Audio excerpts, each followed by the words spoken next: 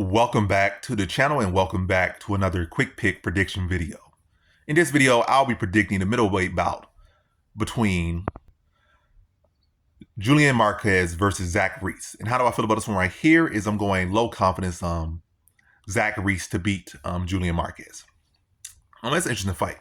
I feel like Zach Reese has a lot to prove after that last fight. It's not like it was a fight where he lost the whole fight and just looked like he just looked trash or this and that. I feel it was probably like one adjustment away from maybe being a finish for him instead of getting slam KO'd. And that was probably getting that underhook on the dominant leg, I guess you would say, so that what's his name? Brundage couldn't pick him up and slam him, right? Like he wouldn't expect that. Or something like that. Maybe dog I'm a big middleweight, big long middleweight. He not gonna be able to pick me up.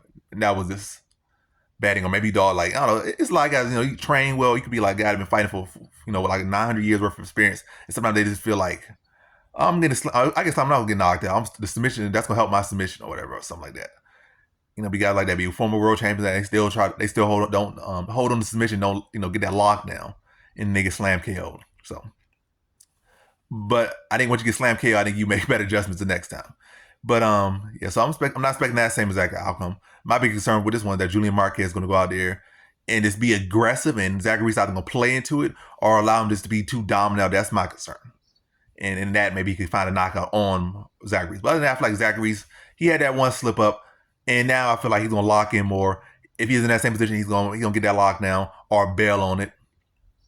And then on feet, I feel like Mark never been the most technical striker. He's a guy who relies on his chin. He comes in aggressive, he looks to bang. And I feel like Zach Reese, if he can stay long, make him pay for coming in, counters, work behind a jab, teeps, and just not stay stationary, I feel like he can have a good job, do a good job of beating Mark. And also like Zach Reese is this guy who like 90 years old or whatever. He's a young enough guy. And I feel like he can do that for 15 minutes. And it's not like he had the most crazy footwork or crazy this work. Because it's not like Julian Marquez is, so unpredictable that you got to know 100 feints to know what he's throwing next. So,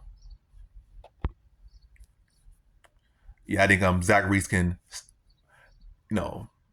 stay on his toes, mix it up. And I think he beats Julian Marquez by decision here. So, and also probably make some takedown, make some grabs. But most part, I feel it's going to be on the feet, play on the feet, maybe some clinches here and there. He's going to have to try to, land his own elbows, disengage from the clinch, get some underhook, spin him off, and then get back to distance or turn him to the cage, start landing some knees.